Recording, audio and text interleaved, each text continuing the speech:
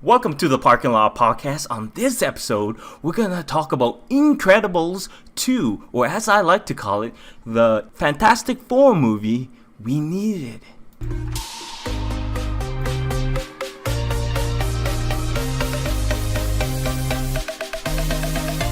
One.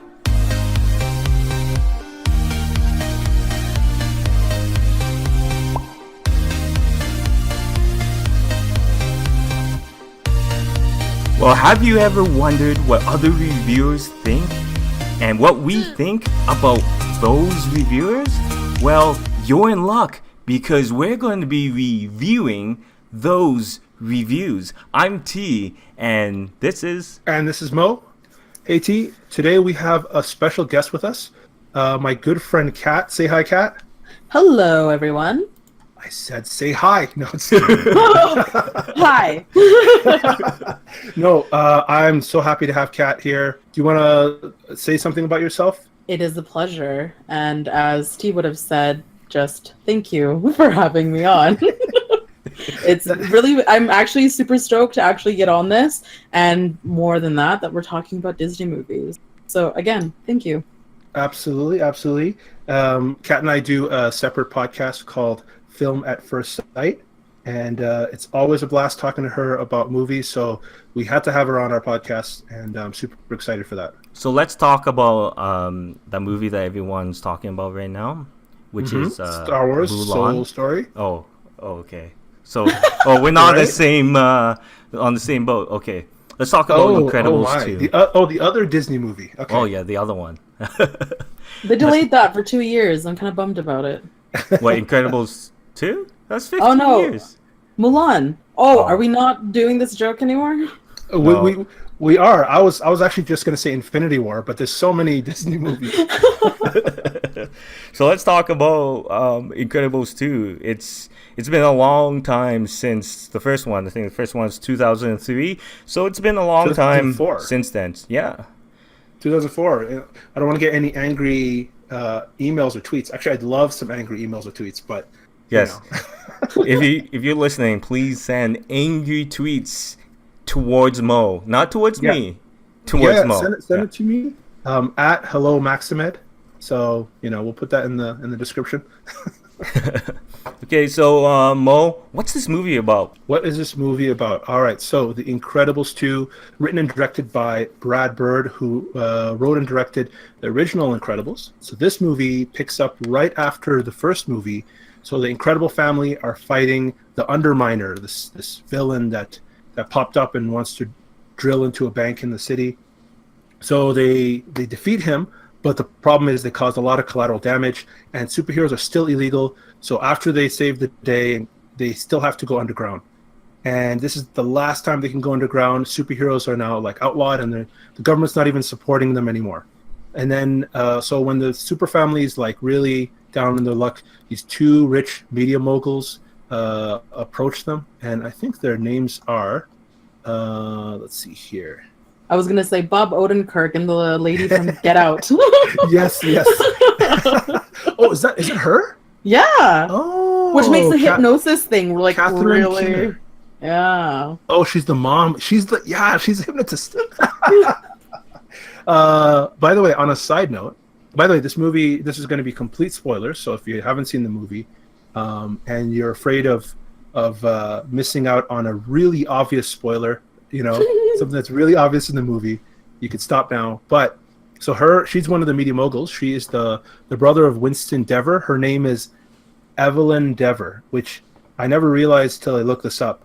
But Evelyn Dever wants to do an evil endeavor. That's kind of lame, isn't it?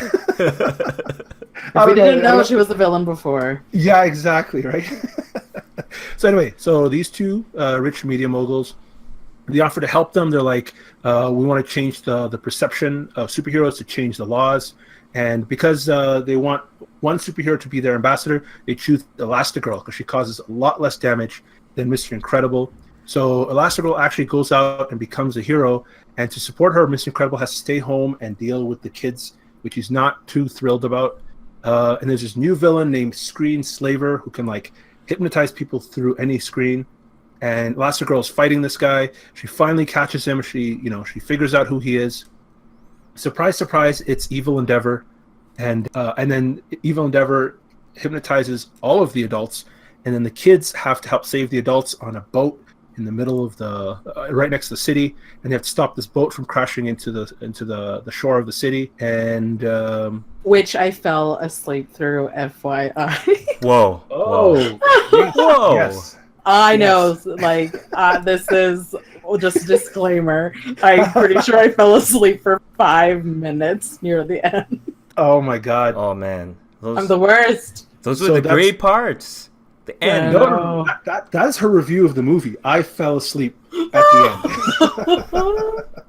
end. Oh, I know. I feel so bad. But So actually, yeah. let's T, go ahead. This is like, what do you mean? Like, the villain lost. I was asleep. You're like, oh wait, the bad guys didn't win at the end. Yeah. But I know. I think I blacked out right when they were getting on the ship. If I actually had to pull like the most prominent memory, it was probably right around when they were all getting their masks taken off. And then when did so you wake up? The kids were fighting. Yes. Okay. And when I woke up, Frozone, it's Frozone, right? Yeah. Yes. Okay, he is essentially like freezing that huge tidal wave to kind of stop the ship from like ramming into the city. Oh, that's the end. Yeah. Yeah. You didn't really miss much. Oh, so between when they were taking the masks off and when he froze that wave, that's Yeah. oh, in and out. Okay. Oh, it's just a bunch of action and a little bit of weird dialogue, but anyway, so let's transition into what we thought of this movie, our initial impressions. Mm. Who I wants to liked go it. first? I liked it. Hey. The movie, the story was very simplistic. Like when you watch it, you exactly know who the villain is. Mm-hmm. I knew it immediately when the brother and the sister were fighting each other. I immediately knew who the actual villain was.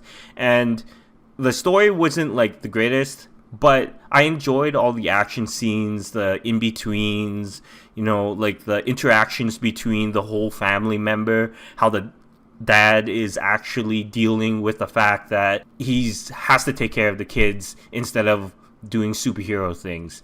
So it was good to see that dynamic and a little bit more also of Elastigirl.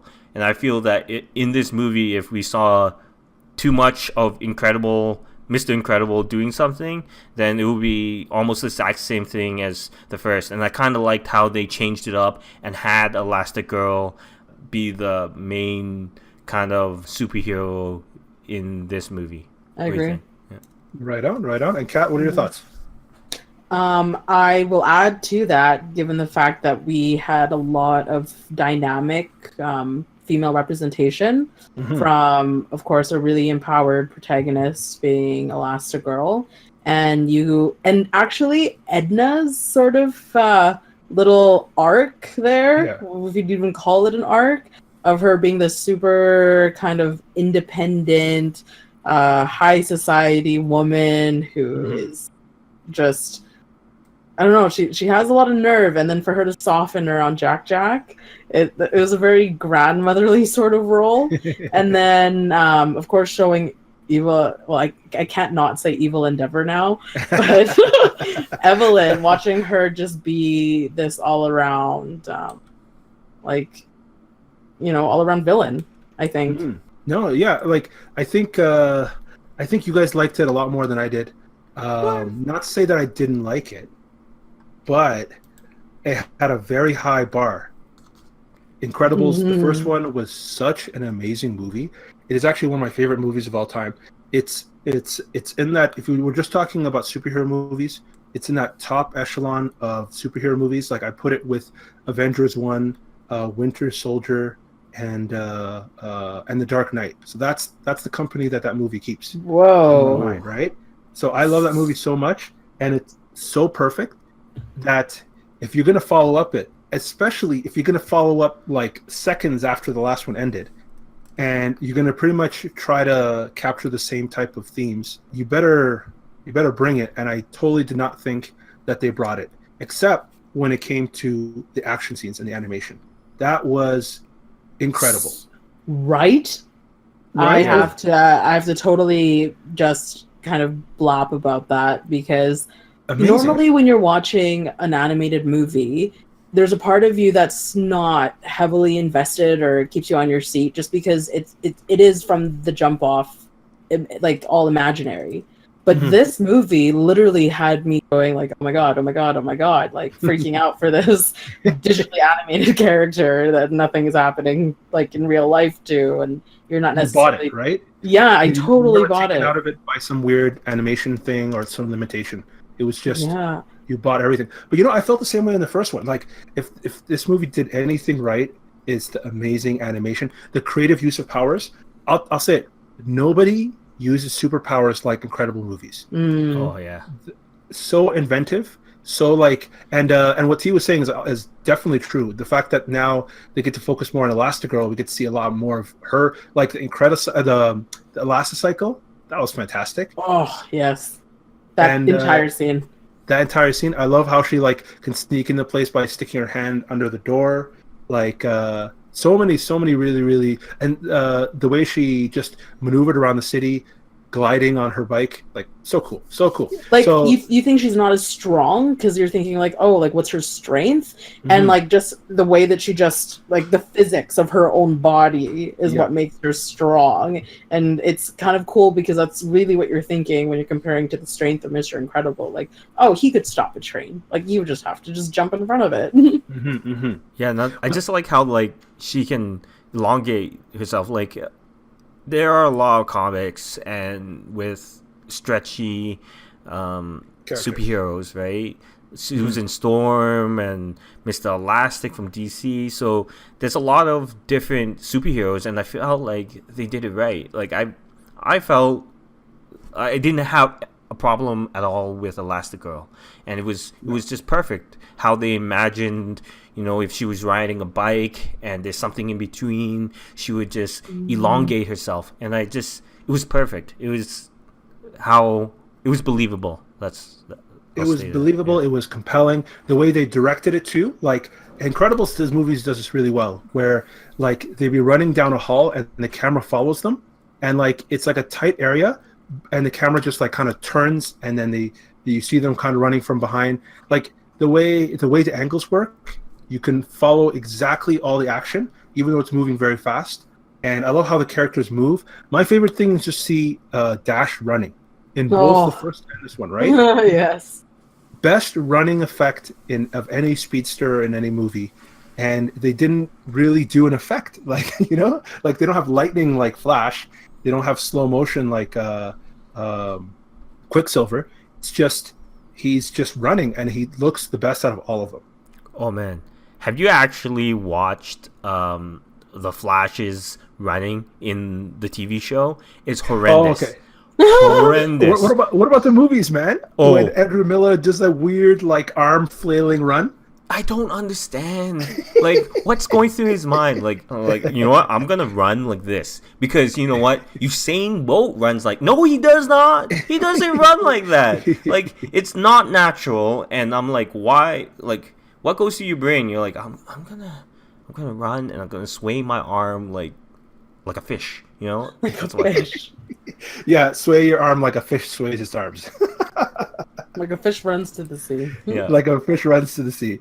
But actually, speaking of Dash, I don't think there was enough Dash in this. His character development or his story was sacrificed for the other family members, and I thought that was a shame. I really like Dash. Oh, me too. Yeah. I would 100% agree. Like, I feel like it's too much on like the angstiness of Violet's like teenagehood, and really did not give enough attention to the fact that like I guess it was more Violet and Jack for sure. Dash was Definitely left on the sidelines. Yeah. Mm-hmm.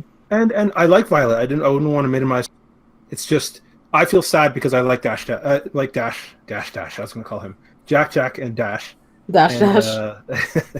so also speaking of characters so the MVPs for me, I think Kat, you told me before that Jack Jack was the MVP for you. Oh, right? 100%.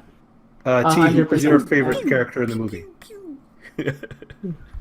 Who was your favorite character, T? Oh, pew.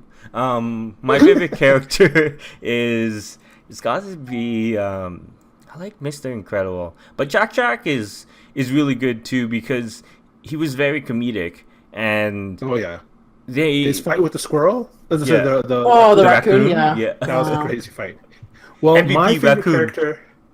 My favorite character was Edna Mode, and I loved her interactions with Jack Jack so good, but I felt she was shortchanged. Like she kept talking about, was it Garbanzo or who was the guy who made the new suits? Oh, something with a B, like Baraka or something. I think it was Garbanzo or something like that. I kept on to call him Balaclava. Balaclava. Yeah. Well, like, so they bring her and they make a big deal how Elastigirl gets the suit not from her. She makes a big deal of it. Even Mr. Incredible makes a big deal of it. She's like, oh, what's it called? Don't tell Edna that you got a suit from somebody else. So they keep mentioning that. So I'm like, we're obviously going to either see this person or Elastigirl is going to like have to answer for it in front of Edna. But none of that happened. They completely dropped it. And I was like, well, I feel unsatisfied because I wanted Edna to like have this comeback. This comeback, the payoff for all the setup. Yeah. So it felt like set up for nothing. It was just empty. I don't know. But I felt Edna was a little shortchanged. And she didn't even get to confront Elastigirl at all. So whatever. So I had a few problems with that. Before we get into the reviews, what do you guys think of the animated short before the movie? I need to talk about this. T, did you cry? Muhammad was unaffected. I mean, I didn't cry. So here's the thing. I was waiting for a drink. So when I got in, I got to the point where the girl was crying and then the guy walked in and comforted her. So that's all I saw. So where the mom was crying. You missed the whole thing. Okay. I actually got in right when he was starting to act really bratty as a little role. Yeah. And then he like wouldn't come for dinner and she made him all this food and all that kind of stuff. And then so that's when I got in. Oh, no wonder you guys are so like even about it. I mean, to be fair, not even to be fair, I feel like everyone thought it was amazing, and I say that even though like I only have my own review and the friend that went with me. But that's almost 2 people. That's a fair review. It's good enough. But our theater was packed, and I watched it from beginning to end, and it was actually so funny. So you know the part where the mom just eats him? Yes. Essentially.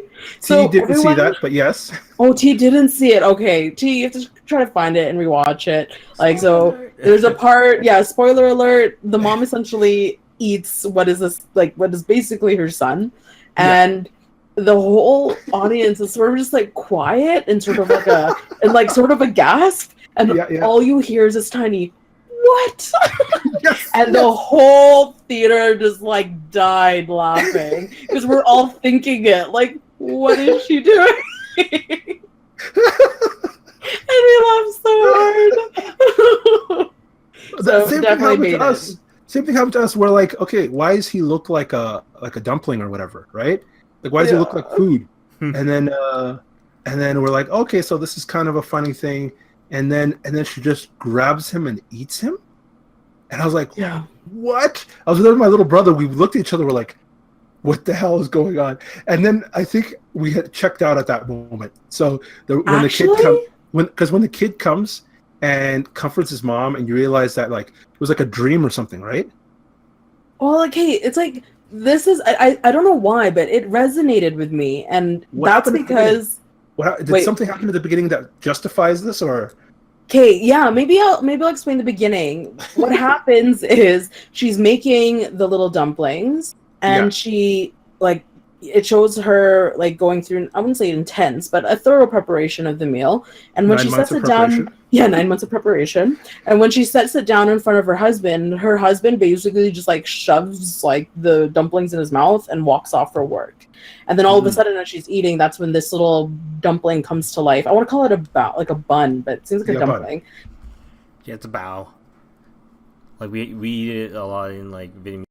Like this thing is crying. It basically goes from the motions of when it's like just a baby to like the point where you saw it. Yeah. So you're kind of wondering, like, it honestly leaves you like wanting to know more until, of course, that big reveal at the end.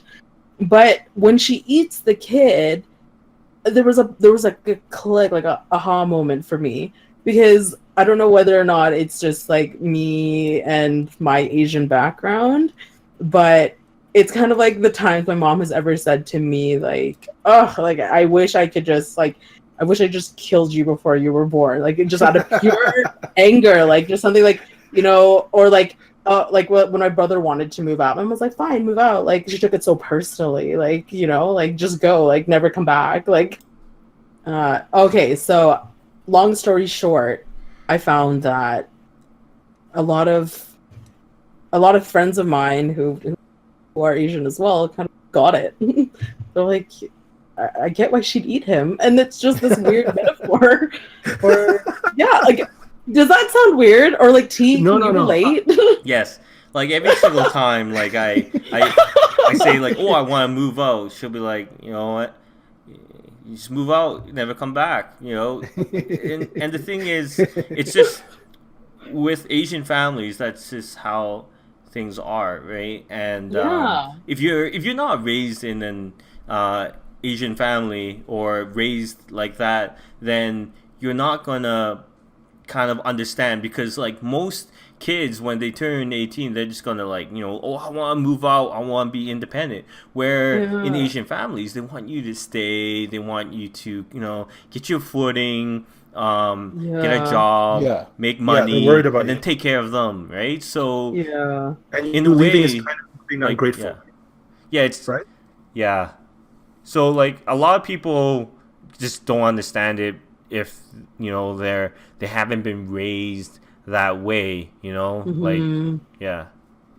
All right. Great. So Like, in my defense, a lot of immigrant parents speak to their kids in a way that I think a lot of like non-African, non-Asian people would not understand, right? So I'm from Somalia, and like, yes, Somalis yell and say horrible things to their kids, but in our culture, it's like, oh, well, they don't really mean it like that. Like, it's just a way of expressing like their deep disapproval or their deep like anger or whatever, but they don't really mean go and never come back. They don't actually mean that.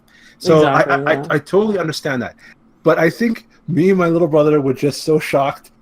Like, it came out of nowhere, and I don't know what it would have been like if we saw it from the beginning, but I still think we would have been a little bit shocked of how they decided to portray that.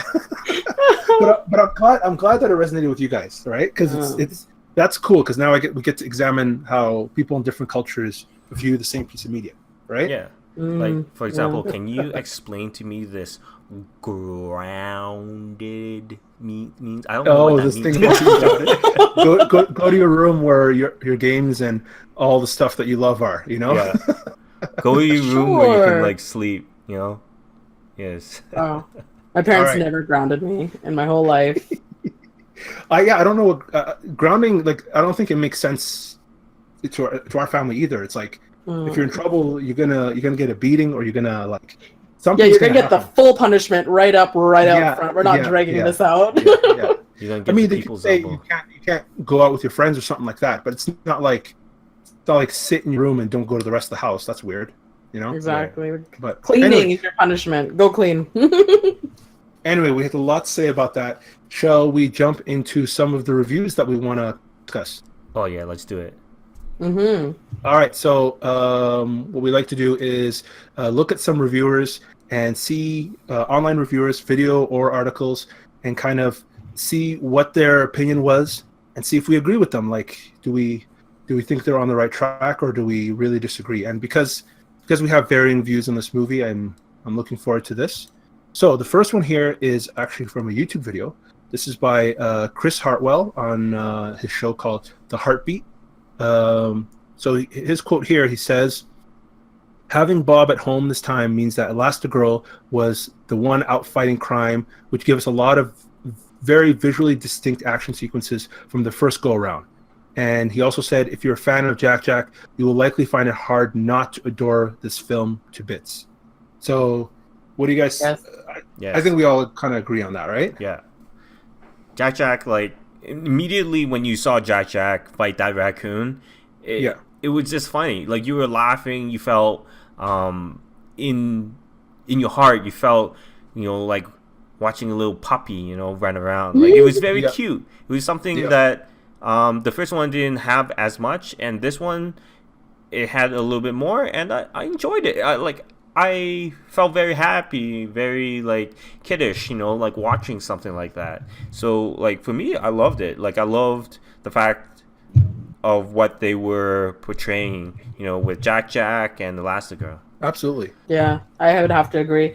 With Jack Jack, he is, again, I kind of told Muhammad this earlier, that the most ultimate sidekick. And kind of like the way that you would see in other Disney movies, like Olaf, or even just the like an animal sidekick.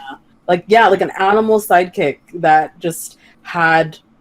I feel like they really invested a lot into his character, and really for me, I would love to see. I would love to see a spin-off of just Jack Jack and what his powers look like. They're probably going to do another Jack Jack short, because they made a Jack Jack short after the first movie, right? Oh, I didn't know. Oh, wait, no, I did see that. I did see that. Yeah, with the babysitter. Yeah. Yes. Yeah. So they're probably going to do that. I chose this one because there were a lot of people, a lot of reviewers that I saw saying, like, oh, having a cute baby is such it's a cheap way of getting the audience to like your movie. Spending so much time on a cute baby, it's kind of cheap. It's easy. It's a shortcut. And I don't know if I agree with that. Really? Me neither. They did it really well. So. Yeah, like they didn't. Yeah. No, sorry. Go ahead. This is like most like animated stuff. They always have that comedic animal or person that makes you laugh, and I felt this was okay. Like, it wasn't cheap. Well done. It was it was well done, and you didn't feel like it kind of took away from any of the story or anything like that. It was part of the story, and it was hilarious. So absolutely, yeah, I don't think that it was very cheap.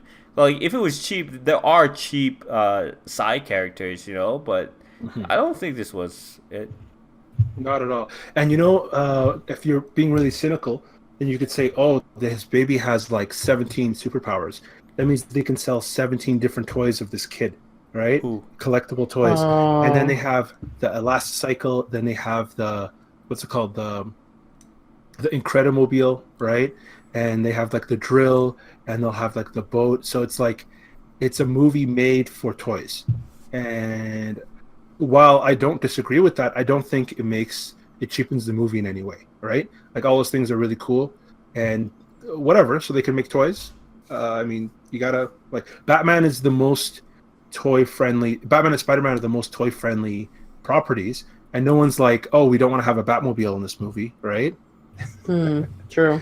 But and that's a very cute, like, side character too. Like, it's Batman. No, not Batman. No, I'm talking about the Batmobile. But sure, if you like the Batman, Okay, so and then the thing they said about Elastigirl. Oh yeah, like, I think we mentioned it a little bit. Like, she gets to be really creative with her fighting. She gets to have a lot of really cool action scenes. But what I think is in the first movie, she did have a lot of cool action scenes, but it was like saving her kids, right? Even though I think the action in this movie was phenomenal, I think it's still better in the first movie because the action scenes have to do with the story, right? So it's still kind of informing you a little bit about the characters as they're fighting, a little bit more than this one. Like, do you guys remember in the first one when Mr. Incredible is fighting that robot, and then his back kind of locks up, and then he has to get his back cracked? Yeah. Oh. You remember that? So the monster's pulling him, and you think, "Oh my God, this is it," and then he cracks his back, and he goes, "Ha ha!" and then he just starts fighting. Like that little moment of recognition, right? The fact when Elastigirl saves the kids and in the middle of the ocean, and Dash has to like run on water while she makes a boat, and then when they get to land, she's like all rubbery because she's so tired, and his legs are all stiff. Like those kind of moments are really well done in the first movie. Like they're not so they're still a little bit human. They're human, and they actually kind of suffer. Like I don't think anybody really, and I don't mean sad scenes where people die like Pixar normally does, but I mean like there's no point where anybody was tired or hurt or anything else in this movie. And in the other movie, like it goes to like dark places. Like Mr. Incredible thinks his whole family's dead, and he grabs that woman and he's going to snap her in half, right? He threatens to snap her in half, right? So they have like these dark moments. They have these low points that the characters go at. Even when Dash figures out he's running on water, like he'd be running, and then all of a sudden he goes on water, and then he kind of giggles to himself, you know? Like when Elastigirl's like gets stuck in the door, and she has to go from door to door to door, right? And then they had a scene earlier where she's like, "Oh, my hips are too big," and then she uses those hips to like knock out a guard. You know? Like, okay, is she like way thicker in this movie? Is that just me? I think she was just as thick because they really wanted to maintain the that bod, my lord. Bod, you know. But her bum was big, yeah. But you know, in maybe it's because I've watched the first one so many times, but like there are those cool moments in the first one where the action is integrated with like the storytellers and the storytelling and the characters that I think this one didn't have quite as much. Even Frozone, do you guys remember Frozone? He had that moment where they got caught by the police, and he has to drink that glass of water, right? Yeah. Mm-hmm. And so he has these really cool moments. Frozone in this one, like, yeah, his powers are really awesome to see, but he was just like, I'm going to show up, I'm going to say some exposition, I'm going to show up, I'm going to do an action scene. So he was less important in this one than he was in the first one. All right, so next one. So this one is by Barry Hertz, and this is in the Globe and Mail. And this one's kind of one of the harsher ones. So he says, the tagline on Rotten Tomatoes is, "Big, annoying, and mostly pointless." And yeah. And in the review itself, he says, "This entry's villain revealed in a flat third-act twist is a rehash of the first film's antagonist syndrome.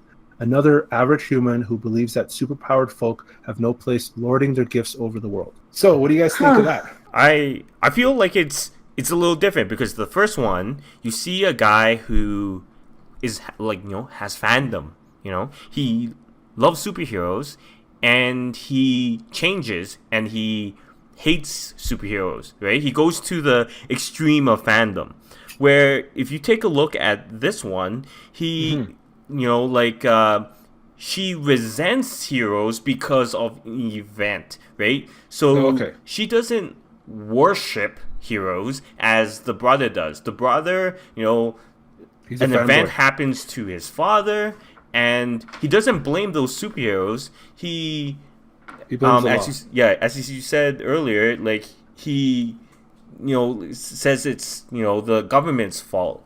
Where the daughter she despises superheroes, right? So I think it's a lot different. I don't think it's the exact same, and the meaning that they're trying to portray is similar but different in different aspects. So if you look at it a little closer, you'll see different meanings that they're trying to portray in there. I would agree with that. This is the hard thing, is that I haven't seen Incredible in quite a long time, the first movie. With the second one, it's kind of as if Winston is a grown-up version of Syndrome who never experienced the heartache of being burned by Mr. Incredible. And if Syndrome had a sister. Like, you know what I mean? Evil endeavor of a sister. Yeah, an evil endeavor. I cannot not say that anymore. But then, It kind of ruined it a little bit. Like it made her character a little worse when I found that out. yeah, and honestly, the thing is that even the reveal, it seemed sort of like you kind of knew it was so predictable from the get-go Yeah. because you had this screen slaver, quote unquote, and then of course the brother and the sister are huge tech giants that are all over communications. And if they didn't do it enough in just setting us up that way, the sister already from the jump is just not inviting in terms of all of her makeup. Like, you know, when they want to make a character seem soft and innocent, and there's all these details to her that Yeah. seem tired and worn out. Yeah, just look at her eyes. But Like, just looking at her. immediately You know? knew when I look at her eyes, you know, like when you take a look at a person and you're like, man, that guy has been doing math, you know, like, and you look at this character and it's like, man, this person is kind of evil because look at those eyes. They're Right, sunken she's in. tired. You know? Yeah. She's got meth eyes. I love that. Yeah. It is true, though. And so I think that's what made it really sort of trite. And I would have to, I would have to actually agree with that, that statement in regards, or that review, with how flat it fell for having a unique villain, because Syndrome was a hard character to follow up. Very hard character. He's one, like, people love him as one of their favorite supervillains, right? Mhm. Well, I kind of agree with this movie. I wouldn't say pointless, because yeah, at the end of the that's day, I had a lot of fun, right? I really enjoyed it. But I would say that this movie does fall flat. And, like, I hear what you're saying, T, about, like, there's a little bit different motivation. Yeah. But at the same time, you have a non-superpowered person who is a tech billionaire who hates supers and wants to get rid of supers for good and uses their technology, and the heroes shut them down. Yeah. So it's so similar. And unlike Syndrome, you didn't have that, like, cool reveal. And also her plan didn't make a, you know, maybe I'll talk about this a little bit more later. I have, like, a bit more I have a bit more to say about this later, but I'll say this though. Her conversations with Elastigirl. So my brother and I were talking about this as soon as the movie finished. We thought that they were supposed to be more profound than they actually were, you know? Like, they made it seem like they're gonna like match wits with regards to their philosophy and with regards to their outlook on life and, like, what their values are and that kind of stuff. She even says at the end, like, you're asleep for this cat, so you don't remember. But Stop. Maybe it wasn't. Was there huge exposition at the end on the boat that I missed? there was a little Yeah. bit. So Oh. she flew the plane up real high, and Elastigirl was getting hypoxia, so she was getting all silly and she couldn't really think straight. And then she's like, Elastigirl, you know, we could have been friends in another life if you didn't have such strongly, if it wasn't for your core beliefs, we could have been friends. She says that, right? And Elastigirl, her big comeback is like, at least I have core beliefs. And I'm like, what? What do you mean? Like, what comeback is that? What kind of comeback is that? And no, for sure, she has core beliefs. She's doing this whole thing because of her core beliefs, that she believes that humans should not rely on supers, right? Like, what a dumb comeback. And I guess you could say, oh, she was under the influence of hypoxia. She didn't have any oxygen. But, I mean, that's supposed to be your big, like, moment. So, I don't know. I didn't like any of their conversations. I thought it was more confusing than illuminating, you know? So I could see that. I would think that there's a big part of me that felt that all of the rewriting process of this movie was made to cater to our age group. And the first Incredibles was so fun because, you know, they weren't expecting it to, you know, I guess pop off the way that it did. I mean, every Pixar movie is like that, but really, you're not like your main demographic is still really kids. And they had a lot of action sequences and kind of hidden jabs, but this one seemed pretty long-winded in a sense where they're having these really adult conversations and ideas that don't really hit because they're expecting grown-ups to understand it, whereas Pixar movies are funny in general because it's kind of dumbed down enough for a kid to understand it but not understand it, and we're sort of, it seems like we're too in on the dialogue. Like, it's kind of super simple for us to read into. It's not tongue-in-cheek the way other Pixar movies are made. Yeah, so one of the big things is, if you notice, if you follow it, like Brad Bird even said that it was very hard for him to kind of make something original, right? So so he didn't. Oh no, but he was like, he said one of the challenges in writing Incredibles 2 was how to deal with the large number of superhero films and television shows that has been released since the first film. And if you think about it, it's true, because there has been so many superhero movies, films, TV shows, and everything like that. So when they release, they want to release a second Incredibles, it's kind of hard for them, because like, what are you gonna do? Like, you can't do something different because there's so much out there, right? It's gonna be very hard to do it. So like, I felt like what he did was good, but with his limitations, it was very hard for him to make something that is very subversive. Yeah. Well, that's actually a perfect segue into another question here. So this one actually is from YouTube. This is from Jared from Wisecrack. I love Wisecrack. They have some really amazing. They do talk a lot about philosophy, right? So in this video, Jared says, not only does Screenslaver dole out some majorly relevant commentary on the effects of our culture's obsession with screens, but her presence just might make Incredibles 2 the most the most subversive superhero movie ever made. That is really high praise, right? Yeah.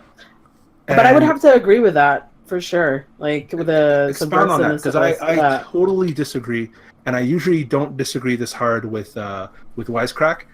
But let me know what about it rings true with you. Oh, I found that, again, I think this is why it seemed like they were trying to hit such a different. But everything that they were saying, if you were just given to bring all of your knowledge about like everything that's happening in the world right now, every sort of commentary that they had was just a comment on that, especially when Mr. Incredible and Mrs. Incredible are fighting over the table about when the law is right or wrong, and what are you like. That especially has been such a narrative in the news now. Like, laws, like, you don't just have to follow laws because they're legal. You have to have ethics too, and there's morality to it. And even with the whole storyline of them trying to get the superheroes out into the light, there was a big part of it where it's like you're trying to fight more for the generation after you and trying to make things better. And I feel like just the tone of everything that's going on right now in the world, they hit a lot of points in that way. So everything that they were saying had sort of like three deeper meanings to it, if that's kind of what your definition of subversive. I mean, but not specifically for Screenslaver, I would say. I feel like the screen things, like, it was there, but it wasn't the most prominent aspect of all of their exposition. If I was to give them any credit, it would probably be more for the screen stuff, for Screenslaver stuff, right? I think some of the stuff you mentioned, I feel like that's like normal vigilante discussions that they have in a lot of different movies, right? Fair enough, yeah. With Batman, he's a vigilante, he's illegal.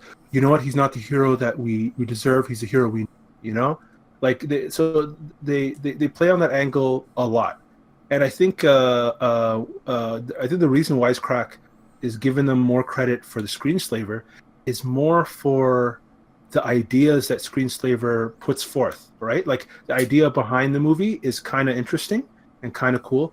I just think it was executed badly, right?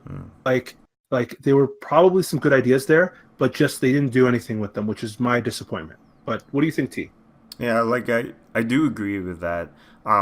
They had a lot of opportunities to make that meaning more, punch to the gut, but it was just like a soft punch to the gut that I felt. It wasn't as strong as it could have been, but it made you think of made you think of other things too.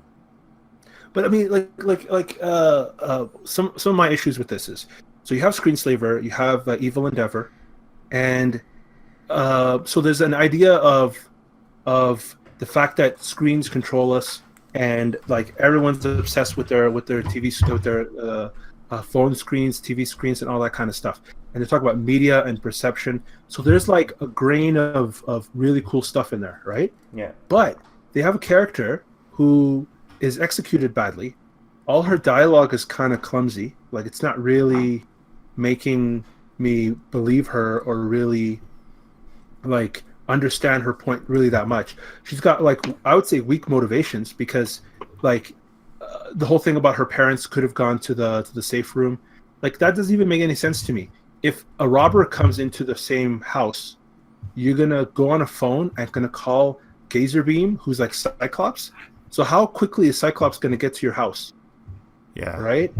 Like it doesn't make any sense at all. And I understand they wanted to do an incident in which a believer and a cynic react in two different ways, but I think they could. It was kind of lazy. Like I didn't think that. So that was weak motivation for me. Next, her plan was real bad.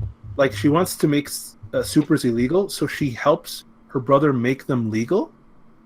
I never thought about that. It's so dumb. And people say, oh, she wanted to make them illegal forever.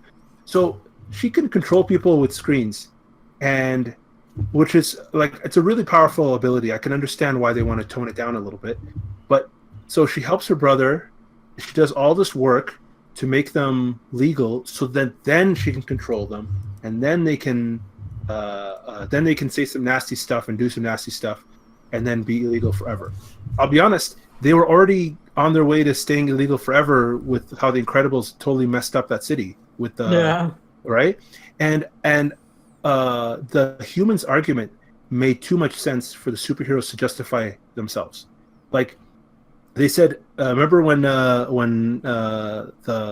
FBI or the CIA, the FBI would tell them, they said, why did you jump in?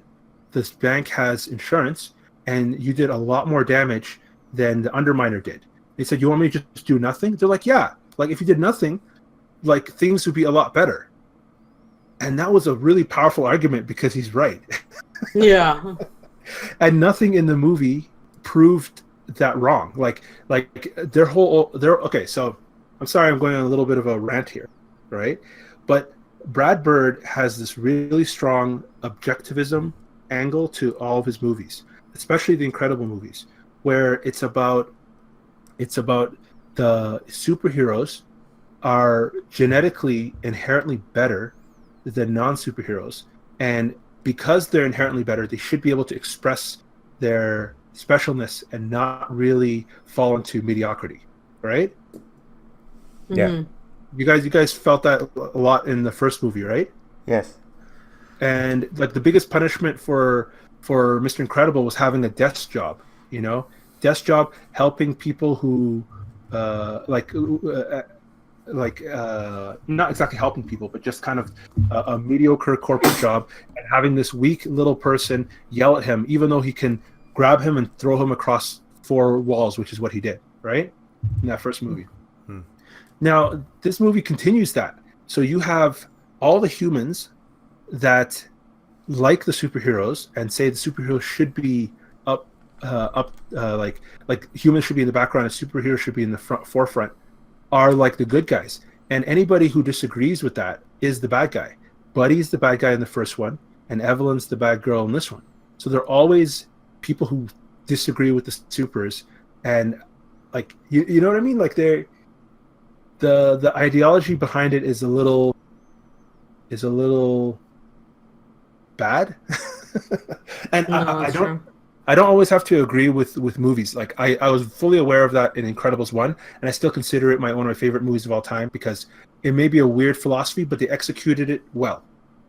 But in this one, I don't think they did a good job. Evil Endeavor is not good character, good motivation, and her plan sucks. And none of it is really memorable. Does she have any cool moments like Syndrome? Yeah, I know. She really fell into the background, like, and that's when every time she had a moment to shine, it was just really boring conversations with Elastigirl. Yeah, like Right? in Syndrome had actual, like, he was smart, he had technology, and he had things that he made to fight. So it was Yeah. a good fight between the Incredibles and him. Where Yes. in this one, it was just like, I'm just going to control people, and I'm just going to use my brain and talk. And then when they fight, like, she's not really fighting.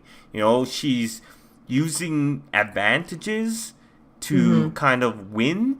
And I just didn't feel like she was as powerful as she could have done. Like, she could have Yeah. controlled the whole city. She could have done so much, and she could have used the technology that she created for Elastigirl and stuff like that. She can have created so cool technology, but there is none of that. Like, you don't see any of that at all in the movie, and you just see her talking, talking, talking. Yeah, Yeah, it's she's a boring villain.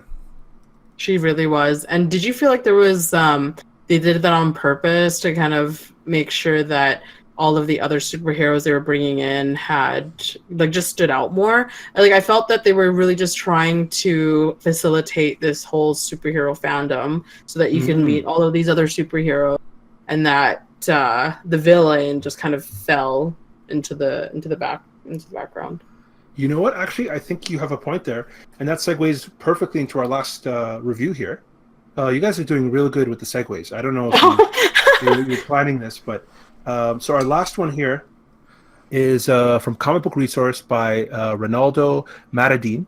And so Ronaldo says that, paraphrasing the conflict, all stemmed from Buddy it all stemmed from Buddy simply being a spurned fanatic. That's the first movie, which led him to growing up and hating the idea of the superhero. He eventually wanted to smash the thing that he once loved to pieces. That was the conflict in the first movie. He goes on to say, in the sequel, Brad Bird crafts a far kinder take on superhero fandom and really fandom in general. So I think what he's saying is that in the first movie, fandom is really toxic, right? Yeah. This guy's a super fan, he becomes a super villain. And in this one, the super fans become the next generation of heroes like you were talking about, right? So what do you guys think of this statement? I like it because it has, as I talked earlier, it has that deeper meaning of, like, now of when you see fandom. You see the people who are fans of superhero movies, superhero TV shows, Star Wars, stuff like that, and it kind of relates to that because Syndrome is, loves those characters, love it so much, and he loves it so much that he just, if things don't go his way, he just gets very toxic, like some of those fans now. Like, Yes. some of the heroes, like Kelly Marie Tran that plays Rose in Star Wars, the girl in Stranger Things. Yeah. Like, they don't like it. They liked it, but they're like, oh no, I don't like it. So then they harass these actors, that are starting out their careers, and they're saying these horrible things and making them delete, their accounts. And I just feel, right now it's just, that's the extreme of fandom, like, that's going to be, I feel like that's going to be a norm, but, like, I feel also that has to, there needs to be negative returns to that. Like, there needs to be punishment in a way of, actions, like things that you say, because it still hurts people. Words hurt. And there's no ramifications for these big fans saying it. You know, and I feel like the second movie, one of the superheroes is a huge fan, but it's kind of like on a line where they're really a big fan and they just continue to love it. You know, they understand, yeah, well, there's going to be like some bad times, but I love the series as a whole. You know, like for me, like I love Star Wars. Star Wars is I grew up with it. I love it. You know, 4, 5, 6, amazing. 1, 2, 3, and then there was 7, 8, 9. So 1, 2, 3 never existed, and then 7, 8, 9 were their 7, 8. They were their own thing. You know, yes, 1, 2, 3 is not great, but I still think it's that part of that that universe. So I'm not gonna send hate letters to these people being like, oh, 1, 2, 3 sucks, or you should delete your account, or like you're a horrible actor. Like you shouldn't be doing that. And I felt like in the second one it was just this is what fans should be, like acceptance, stuff like that, and then kind of building your own thing, getting encouraged, kind of oh, well, this movie wasn't good, I think I'm gonna make something like different and I'm gonna make it better. I learned from this mistake, I'm gonna do this. Like, so for me it was it has that deeper meaning of what we're seeing now with fans, and it's becoming a big problem, and it's still gonna be a problem until something happens. Mic drop. Good insight. I completely disagree with you, T. Oh no. No, I actually I find that read to be very like the way this article and you have kind of interpreted this movie as very kind. Like I said, it's a kinder take on the superhero fandom. But I don't think there's enough in the movie to kind of support that. It's more just like a nice sentiment that we can kind of pull little parts from this movie to say, yeah, this is like the evolution of fandom. Like these fans can become better, unlike the toxic fans of before. Yeah. But they're not the same. So the fan in the first movie had no superpowers, and the fans in this movie have superpowers. So the Buddy was rejected because he's genetically inferior, right? He's a lesser. But if you have superpowers, you're welcome in the club. You're like, we're going to mentor you. We're going to do everything. Like, you're going to have your introduction. Like Kat said, we're going to downplay this human villain because we get to have more screen time with these superheroes, right? So it's not, I don't think it's as much about fandom, but it's more about like continuing that idea that humans, regular people, like average people who don't blindly revere the special people, are bad people, and only those who blindly revere the special people, like Evil Endeavor's brother, like the CIA guy who helps relocate them every single time, like Edna Mode who makes suits for them. Like all these people, they're just like superheroes are the best. Like I'm gonna just support them and do whatever they want. Anybody who didn't like that, who says that I have a problem with them, is bad, and they should know their place. That's kind of the idea behind it. So this just got really dark, I want to say. Your point is actually really spot on, which tying into that other review from Wisecrack about Screenslaver being super subversive, that would be like example A, because really it is true. Like she's basically saying like you have this blind allegiance. You guys are hypnotized by this ideal that superheroes, or it's not even ideal because you can't aspire to be that if you're just some lowly human. You can't. That was Buddy's fault. That was Buddy's problem in the first movie. Yeah, and it's definitely there's a lot of exclusivity going on, but I also think that as true as that is, it's really nice to see that they can still be weak in other ways to their human counterparts, regardless of their powers.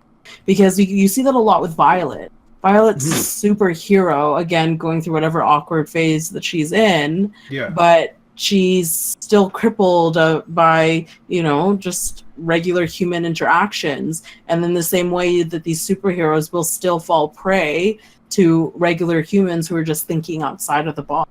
Yeah, like Violet's weakness is water, coming out of the I died during that, so I actually laughed.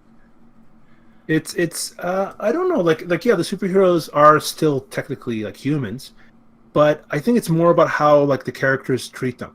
Like what is Mr. Incredible's answer when they say you should have done nothing? He's like, no, the right thing for me to do is to show I'm special, right? And his whole thing when he argues with Elastigirl is that he wants to be really good at being special, not that he wants to save the day. Right, it shows that he's kind of selfish in that way, right? Yeah. And I think Elastigirl could have been that subversive element. I really like how everyone was celebrating, and she's like, "But why? He got away. But why are we celebrating?" And she talked about the innocent person, what's it called, going to jail for evil endeavor, right? Mm-hmm. So, like, I think if they the movie put her front and center action wise and maybe plot wise, but I think character development wise, she didn't have a lot.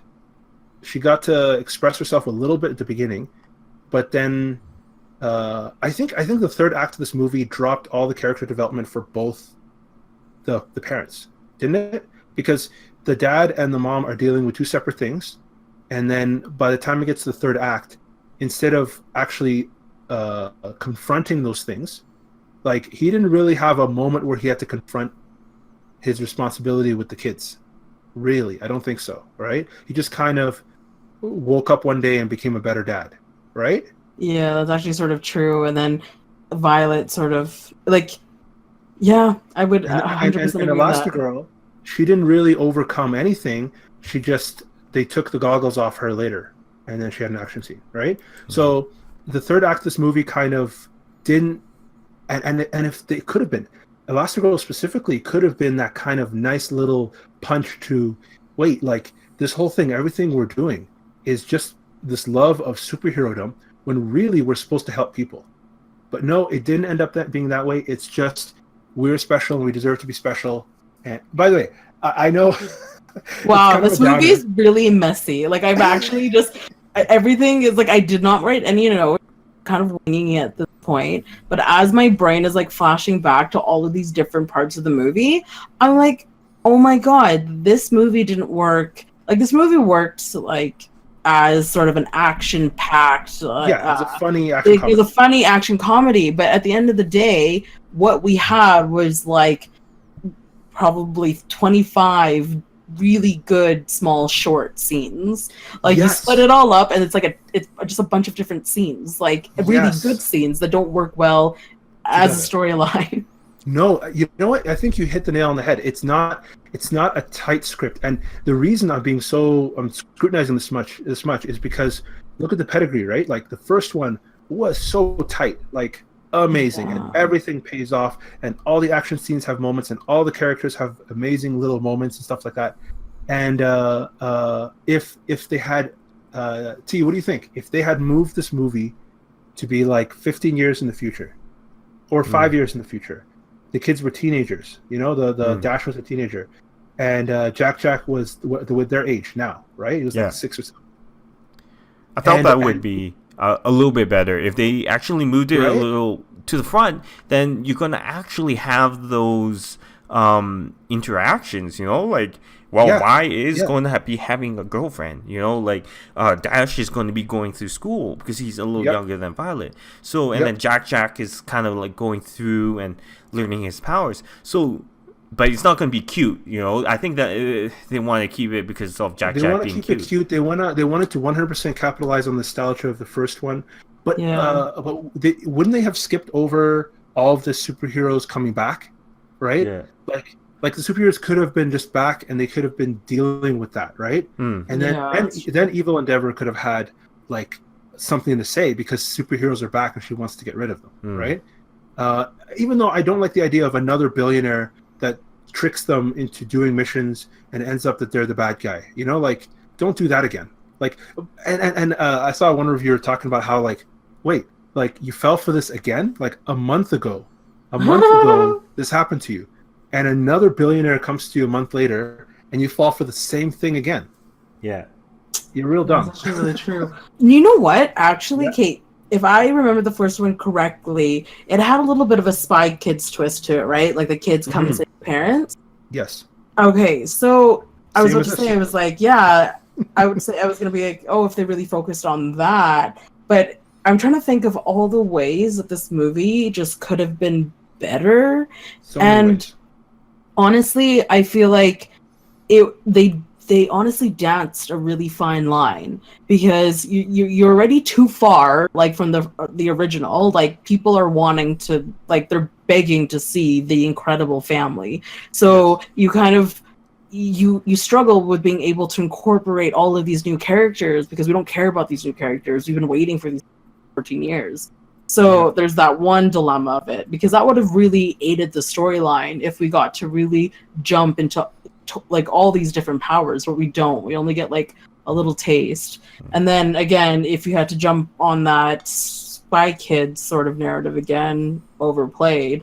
Elastigirl was a really good one, but if she just had a better or more dynamic like payoff, Yeah, or any payoff, you know? any payoff at all. But apparently, I fell through what was the worst comeback in Pixar history. So I like just the way you said it. I'm hoping that's actually not how it was said, but I feel like I'm in for disappointment when I go and rewatch it. I feel like it sets up for 3 though, but like That's I the feel that problem. if That's they- the problem. yeah. You nailed it on the head as well. Yeah. This feels like a middle movie that's setting up a third movie, doesn't it? yeah. Oh yeah, I totally feel that 100%. This is the Iron Man 2 of movies, you know? Like it's like it's going to be remembered as not the best one. They're going to be like 1, then 3, then 2, you know? Like Mm. and I don't like that. And I think T, you were saying this, and a lot of people were saying, and Brad Bird, like it's so difficult. I waited 14 years because I need to make sure the story was good. No, this feels like the kind of movie that they would slap together like Yeah. 2 years after the first one came out. He also Right? said that like he had really good parts. You know, he had parts that he wanted to do from the first movie that he put into the second movie, and he had like different things that he wanted to do. And I felt like he had those things in it, but then he was like, you know what, I like these, and I'm gonna put it in the movie. But let's Yeah. stitch it together with this like little thread, and let's go from there. You know, like I felt Yeah. that if I like these things, let's work on it, but maybe let's take a couple of these things out to make the story a little bit better, you know? Like I felt that if he did that, it would have been good. I think if there was a different writer there along with him, Yeah. because sometimes when the original writer has like it's the George Lucas syndrome, right? Yeah. So at the beginning he took a lot of advice, and I bet that Pixar was a lot more involved for the first one, because I think this was the first Pixar movie that didn't involve John Lasseter in a big role, right? Yeah. John Lasseter's like the head honcho over there. Yeah, And this he's is- leaving too. Like, Yeah, What? yeah. He's a bit of a creepster apparently, but there's some sexual harassment. But complaints. he kind of like accepted that, yeah, like he's doing that fault, and he stepped down, you know? Like, so it's understandable, but Yeah, I think he was like an asshole, but I don't think he didn't like rape anybody. He just was a little too handsy with the hugs. yeah. As I call it, he did not do the Cosby, you know? So Oh yeah, But- no, he definitely didn't. Yeah. He was not Cosby. But anyway, so John Lasseter was involved with the very first batch of Pixar movies, the Bug's Life, the Toy Stories, the Monsters Inc., the Wallies. They all had like they're all from like that original crop of stories that they were going to do. And then this was the only one that had like one writer, which was Brad Bird, and that Brad Bird got a lot more control over this than so it was like a bit of a departure for Pixar, and it paid off so well. Hmm. And then but of course if you're not, he's not Brad Bird yet, right? He's not like the Incredibles Brad Bird yet. I think he had done the Iron Giant, but Yeah. he wasn't what he is today. So now that he is what he is today, I think it's one of those cases where George Lucas got to do whatever the hell he wanted with the prequels, because no one's going to question George Lucas when it comes to Star Wars. So I don't think anybody could question Brad Bird. It might be those situations. I haven't heard anything from behind the scenes that would really prove that, but this kind of feels like that. I don't know. I wouldn't be surprised if that was the case. Yeah, and I do agree. We should be wrapping this to Let's the next wrap it point, up. though. But Can yeah, I say one last thing? We don't have to discuss it, but all the new superheroes, like the Void and all of them, they all sucked. I didn't like any of them. Okay, wait. So somebody told me that the guy in the big, well, not a guy, it was a woman Yeah, suit. That was a woman. the brick. Like, yeah, so- the brick's a woman. Oh, okay. I never got to see her character beyond that. Like, I woke up and my friend's like, "Oh my god, she's a woman." I'm like, "Who?" And then I never saw her after I woke up. So that kind of sucked. Yeah. I actually wanted to add to Mohammed's point really quick because I feel like does Brad Bird have total like autonomy over this franchise? I think he doesn't own it, but he's the only credited writer on here. Okay, oh writer. He's writer director. See, there's a big part of me that they're gonna have to throw somebody on there. I mean, it was crazy to me because like I mean, you guys can look this up. Maybe I'm wrong, but Metacritic usually is kind of hard, like has a lower average in general. Okay. But Rotten Tomatoes, like only a 90%, which kind of, it's like it's not when it comes to Pixar. That's kind of pretty low still. But I mean, I guess so. So Metacritic for Incredibles 2. I'm It's looking like it up 80%. right now. It's It's at 80%. It's 80, yeah. Rotten Tomatoes is 90. Sorry, I asked that because like the whole Brad Bird thing, because it kind of reminded me of the Catherine Hardwicke Twilight situation, where Oh. of course Twilight made like $1 billion or like had really successful opening, and they totally dumped her Yes. after the first movie and then hired like other directors for the next 3. But I didn't know Brad Bird was just strictly the writer. No, he's writer director. He's the only writer, but he's writer director. Writer director. It's kind of just like I wonder what the next movie is gonna look like in terms of who else are gonna board, because I don't know. I mean, it is good. I feel like it's just us that are nitpicking, oh, but also in a lot of ways. you guys also forgot he was voice actor for Edna Mode. He is, yes. Yeah. I thought that was so cool. What? Yes. Oh, it blew you your didn't know mind, that? didn't it? Yeah. He's Edna Mode Yeah. since the beginning. Stop. Yeah, Oh my God. it's actually Brad Bird. It's voiced by Oh. Brad Bird. Yeah. That So he did- is mind blowing. He did it as test like sample audio until he could find a voice actor, and then at the end they're like, let's just keep him. Oh, he's really the jack of all trades. Oh But, wait, that makes sense for Jack's name now. I'm just joking. But Yeah, but to wrap this up, I have to say one thing though, and okay. that is, it was 10 times better than Fan Four Stick, and I'm happy about that. So Oh, a million times better. Like they're not in the same league. Like I have high expectations for Incredibles, and Fantastic was What is that? Sorry, I can't relate. Fantastic Four, but the Fantastic Four. yeah, how they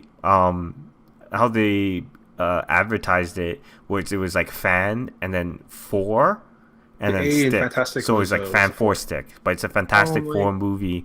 But they had horrible advertising. So Did you see it, Kat? Is that the one with Michael B. Jordan? Yes. Yeah. I never watched it. Yeah, you didn't miss anything. It was truly bad. I heard like I think I remember there being so much buzz, and then just like again one of like me and Muhammad were I was asking if Hail Caesar, and that was kind of another movie that got total buzz and then just kind of like died after the release. Yeah, no, it was. I think it didn't. Unlike Hail Caesar, it wasn't like Hail Caesar. People stopped talking about it, but this one, people actively hated it. I was we're just like trying to started. figure out. we're trying to figure out how it became such a train wreck. It was actually like a big like inside Hollywood story, like with the director and the actors and all that kind of stuff. Like there's a lot of gossip about that. Still not as bad as Dragon Ball Z, where like people actually got up and walked out. The people were like, "Nope," and then just like left. So like Stop. you know, Yep. yeah. And that's not as bad as the Last Airbender. So like I feel bad. We shouldn't be bringing up these movies when we're talking about Incredible 2. Like yeah. it's not Okay. It's not like Okay. all right. Before we sign off, real quick, 15 seconds. What tickles your fancy, Mo? Oh, I didn't have anything ready, so T, I'm gonna throw that right back at you. And while you say something, I'm gonna think of something. Well, T. And maybe explain the segment. Tickle My Fancy is a segment where we talk about something that interests us that we may have seen or we plan to see, right? Yeah. Okay. So what I'm watching right now is an anime, and it's called Megalobox, and it's really good, right? It's really well written, and it's about boxing in the future, where they're wearing like kind of like those mecha suits, and I don't know, for some odd reason it just captivated me, and I'm really liking this show, and you should all give it a try, because man, it's on your seat. It's on your seat. It's good. Oh, Okay. I wow. like that. Okay, Mo. Kat, you got something? Oh, tickle my fancy. So this could be like anything. Yeah. Anything that you've seen recently, or read recently, watched recently? Oh, okay. Oh my God, these are big shoes to fill. I feel like highlight reel would be the fact that It's Always Sunny in Philadelphia is coming to the 13th season apparently. Oh, nice. So kind of a comeback. I have to watch the first 1 through 12, so I don't know if that's news is relevant to anybody. And I'm actually really looking forward to watching Mindy Kaling's new series that just came out on Netflix called Champions. Has a lot of recurring cast from the Mindy Project, but it's supposed to be like pretty funny. So I'm going to check it out. Right on. No. All right. So I guess now I have to say something. So what am I watching lately? You know what? Okay. So I've been really into sitcoms lately. I'm watching a lot of really good sitcoms, and I also started watching sitcoms that I don't like but are really popular, like Big Bang Theory. So Big Bang Theory is actually a very funny sitcom. Yeah, it is, and I really liked it. It's been going on for a while, and I think I stopped around season 7. So I haven't watched from season 7 on, but like it's good though. Well, the thing is, so the reason why a lot of people hate it, especially a lot of nerds hate it, and that's why I also don't want to waste my time watching it normally, is that it's a funny show that has a little bit of lazy writing when it comes to like science and nerd stuff, and the whole premise is that it's shitting on nerd culture, right? So it like pretends to celebrate nerd culture while really just ripping it, and there's no redeeming value to nerd culture in this movie at all. Yeah. So nerds look at it and they're like, "Wow, this is like almost offensive," right? And they're 100% right. This show just rips apart nerd culture and says that nerds are bad people and like losers and all this kind of stuff. But if you don't care about nerd culture like most people, the character interactions are really good, and the storylines and like the comedic moments, the jokes, it's really well done. And I think in the way later seasons, which is what I've. By the way, I don't watch whole episodes. I watch clips on YouTube. That's how I've been ingesting it. So maybe just the best clips appear there. But they seem to really just play off of the characters and less just stupid science and nerd references, which is the worst part of the show. So I don't know. I find that interesting. That like a show that can be so hated by a group has some redeeming value, as long as you don't care about that group. True. So mainly the mainstream, which is why it's so popular. And that's why it's so popular, because it actually has a lot of good talent behind it. But the it's like the motto of the show is, let's rip on these nerds, Exactly. right? You know, like deep down, it hurts me because every It Wednesday, hurts. I go to the comic book store and, you know, ooh. But, It hurts you, and you watch 7 seasons of the show. Yeah, you know, there was a dark time in my life. My life is full of dark times. You know, like the time that I read the Twilight series. T for real? Oh my god. Oh, I we read should it. go- I read the whole all four, and I was like, Oh man. my god. So when I finished all 4, I went back and I read 1, and I was like, no. And then there was, you know, someone says like, oh, you know what you should read? You should read 50 Shades of Grey. It's so good. I'm like, I'm not falling for that trap. You're not getting me, okay? No. I say no, and I'm stopping there. You say trap as if that, like, you were kind of Tricked into it. Yeah. It's a Yeah. part. Like you didn't know exactly what you were getting when you started reading. Yeah. But you By the do way- sound like a true fan right now. By the way, T, so that was your problem. When you said no to 50 Shades, Yeah. you used the wrong word. You got to use a safe word. Oh, Yeah. But what is it? What is it again? Like vanilla. Strawberry. I can't remember. Is it vanilla? I don't know. I have never seen the movie or read the book. Actually, I don't know. I don't know. Oh my god, can we please like do another episode one of these days where you guys watch one of the 50 Shades Oh. movies? Oh my god. Ah! That'd be hilarious. That'd be hilarious.